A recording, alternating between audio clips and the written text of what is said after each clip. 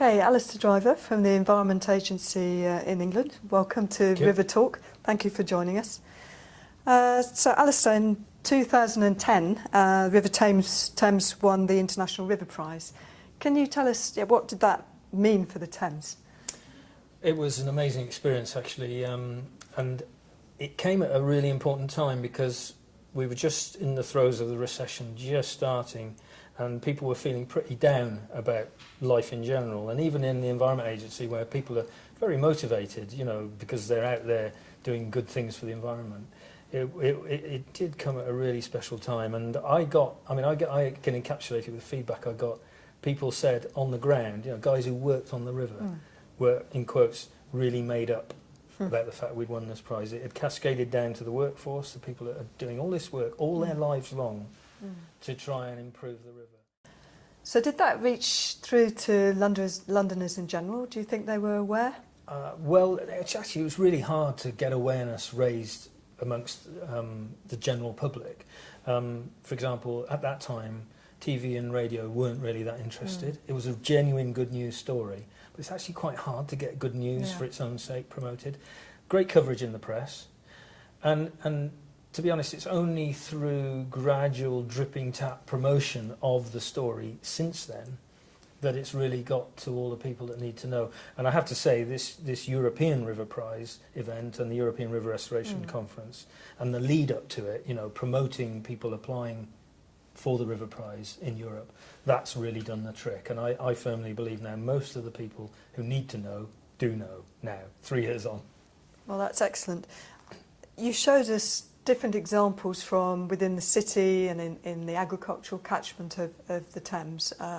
All of them reasonably small scale examples, but quite powerful. What's the potential for replicating and scaling up those examples in the Thames and beyond the Thames? Well, it's more than potential. It's happening. You know, to tell the Thames story, you know, in, for example, 10 minutes or 15 minutes is really difficult. So, and also to tell the Thames story to win something like the International River Prize is quite difficult. So what we decided to do was focus on 5 examples which represented what's going on across the catchment. So catchment sensitive farming, tackling CSOs in London, tackling river restoration in urban areas. You know, there are many examples of these. And for example, if I take, for example, the Thames Tunnel, you know, to collect all this CSO water, it's not just about collecting CSO water and treating it. It's also about the Green Streets project. It's about the Suds for Schools project. All these initiatives which we've set up in the last few years, which are tackling urban diffuse pollution in a variety of ways. And we need all of these to come together on a large scale to really make a difference. Yes, you really emphasised in your presentation earlier that it's not about a project. This is centuries of effort, and it needs to continue in the future. It's certainly many decades of effort. And if we look back to, you know, if you take the Thames example, it's probably 200 years of degradation, significant degradation. And, you know, my reckoning is we've already delivered about 50 to 60 years worth of improvement, thousands of people from hundreds of bodies, but we're probably going to need at least another 50 to get to the point where we can honestly say most of our rivers are at good ecological status or good ecological potential, to quote WFD language.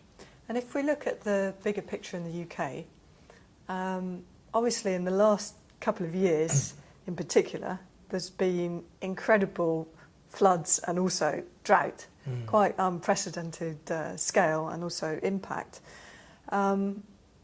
But to what extent is river restoration and putting the floodplains back, these kind of complex landscape solutions, to what extent is that really coming through as a means to manage the floods and the droughts? Well, I think in a way these extreme events have focused our minds on looking at working with natural processes more and better.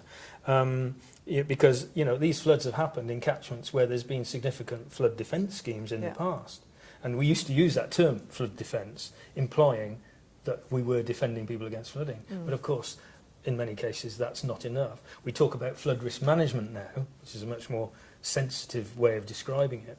And now, at last, we are starting to think about upland and floodplain restoration as an important part of the solution to proper sustainable flood risk management. The big challenge we now face is that we are not going to get more money, significantly more money, for flood risk management and for delivering the Water Framework Directive. You know, we are still in a recession, although we appear to be coming out of it. We know that there's not going to be a lot of extra money for this, so we have to find cleverer ways of joining these programmes of work up. And that's what we're majoring on right now back home. There's a big project called the Synergies Project, which is looking to bring together these programmes of work and finding where can they actually help each other. You know, where can we deliver flood risk benefits and Water Framework Directive water quality benefits in the same places at the same time as part of the same overall solution, so that you end up with a better natural environment, better biodiversity as a result of it, for the same amount of money. And that's a big. So, Alastair, one of the biggest nuts to crack, the hardest challenges is diffuse pollution from agriculture, which is still, as we've heard, a significant issue in the UK and across Northwest Europe. How optimistic are you that, say, in the next decade we can really make a shift to improve that? Well, there's no doubt it is one of the toughest nuts, if not the toughest.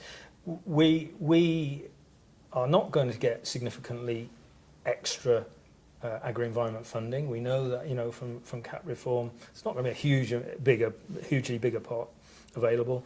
So we need to do this, we need to make these changes by convincing farmers that it is the right thing to do, and that actually economically they benefit from it.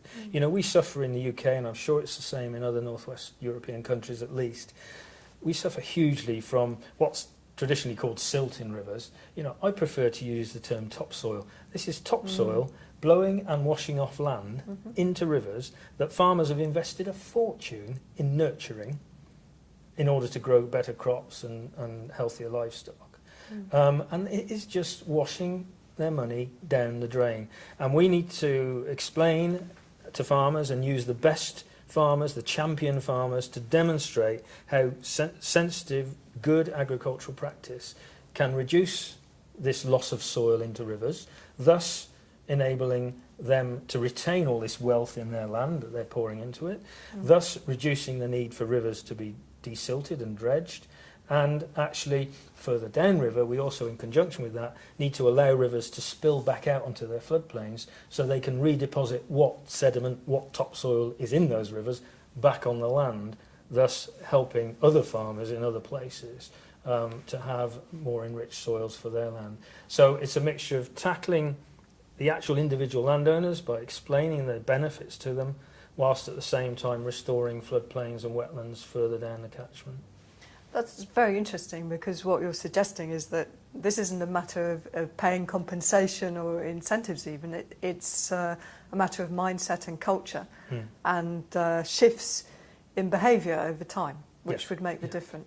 Incentives will be useful, but we know there's not going to be a huge amount to go around. There isn't enough to pay every farmer in the land to operate like this. So it needs to be a bit of, you know, encouragement and demonstration of the economic benefits, whilst in certain areas applying the incentive scheme to really make it work in a sort of catchment scale. Thank you very much, Alastair, for joining us on River Talk.